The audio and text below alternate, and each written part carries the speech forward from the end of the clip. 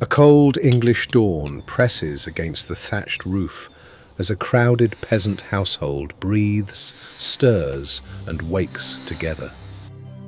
Dawn seeps through smoke-dark rafters as a peasant household stirs, bodies shifting on straw mattresses pressed together.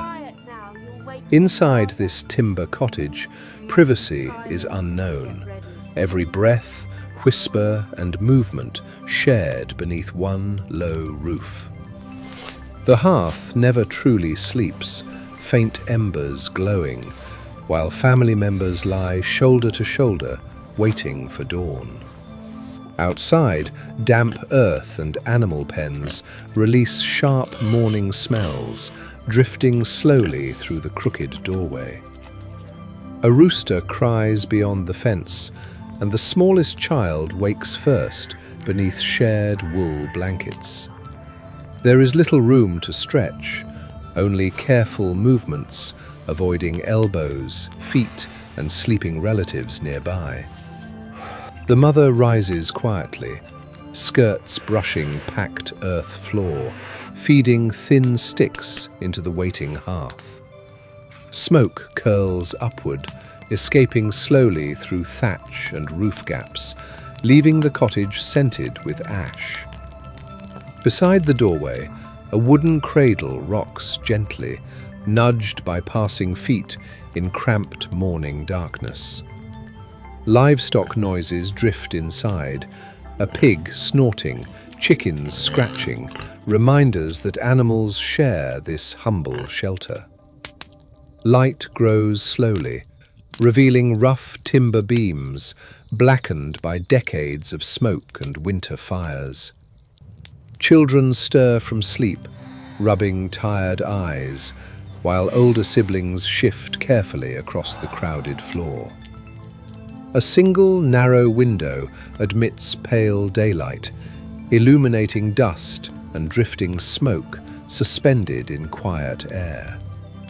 The father wakes last, joints stiff from yesterday's labor in the Lord's surrounding fields.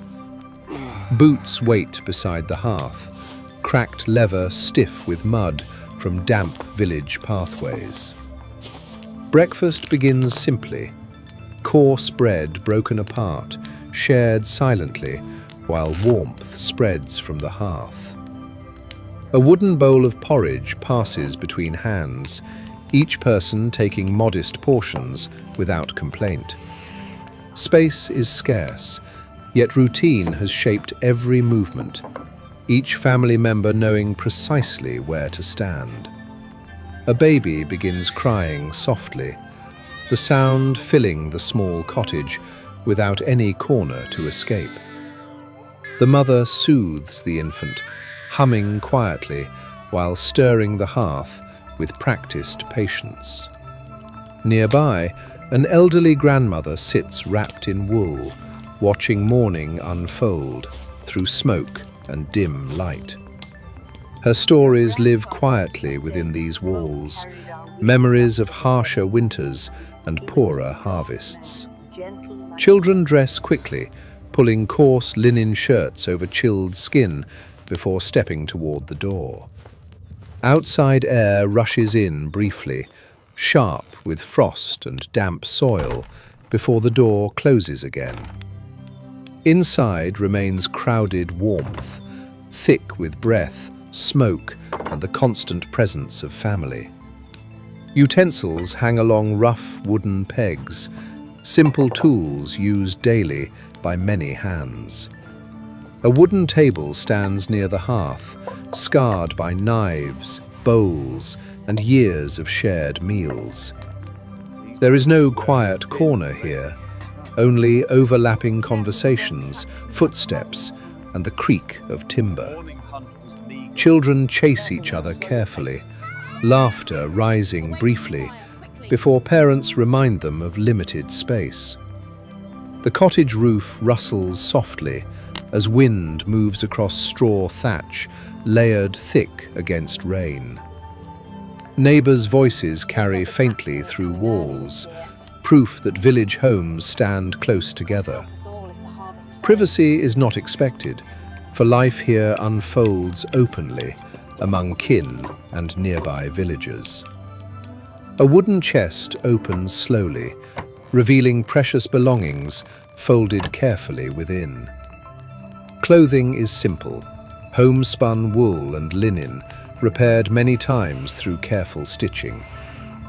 The smell of damp wool mixes with hearth smoke and lingering traces of livestock. A hen wanders briefly through the doorway, pecking curiously before being guided outside again.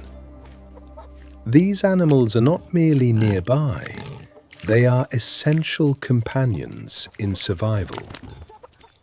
Every corner of the cottage serves purpose, sleeping, cooking, storing, and living together.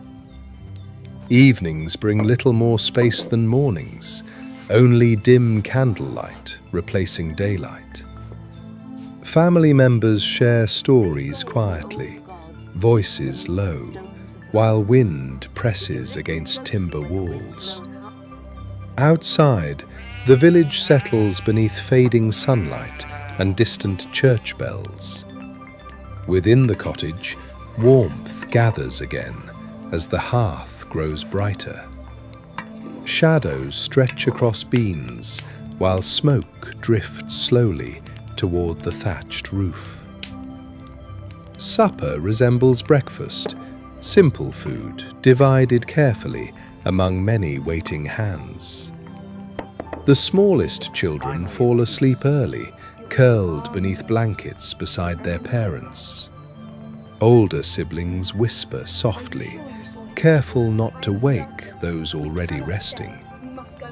Outside, wind rattles the wooden door, reminding everyone of the cold night beyond.